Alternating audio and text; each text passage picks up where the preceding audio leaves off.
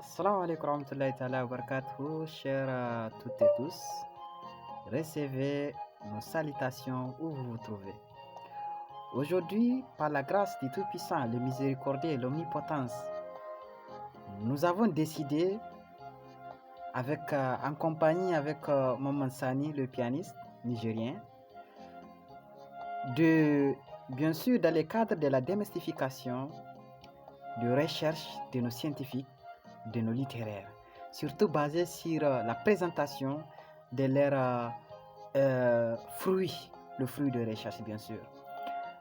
Donc, comme vous le savez, ça c'est une grosse introduction. On ne va pas tout de suite attaquer à un chercheur bien particulier, on va parler d'une manière générale. Il y a beaucoup de questions qui minent, il y a beaucoup de questions que la jeunesse se pose, que les Nigériens se posent, que les Africains se posent, surtout la jeunesse. Oui.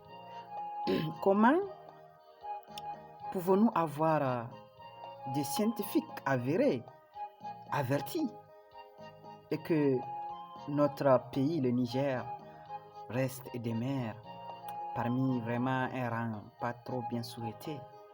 Voilà, qui ne participe pas trop au concert des nations du monde. Et voilà. Il y a aussi une question que la jeunesse, la population, les amateurs se posent. Quels sont les résultats des recherches de nos chercheurs, de nos écrivains?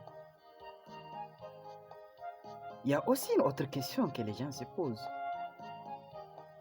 Comment avoir accès, si bien sûr ça n'existe? Alors, pour commencer, il faut savoir que pour avoir tout diplôme, il faut des efforts. Il faut une confirmation des organismes.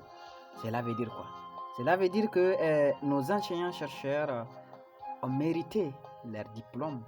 Ils ont fait leurs preuves avant d'avoir ça, avant d'avoir leur diplôme.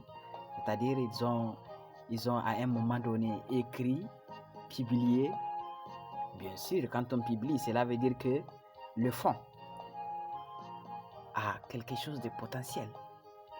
C'est-à-dire que la personne s'est véritablement battu un jour pour montrer le meilleur de lui-même et essayer de pouvoir montrer ce qu'on appelle la novelty des sujets.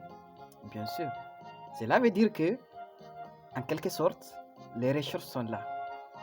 Mais nous voulons savoir de quoi ils sont parvenus. Quels sont les résultats? De quoi ils sont parvenus?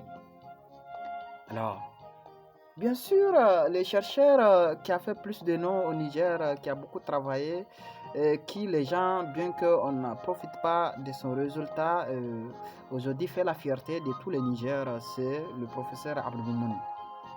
Voilà, bien sûr, avec l'histoire donc des panneaux solaires et tout ça là.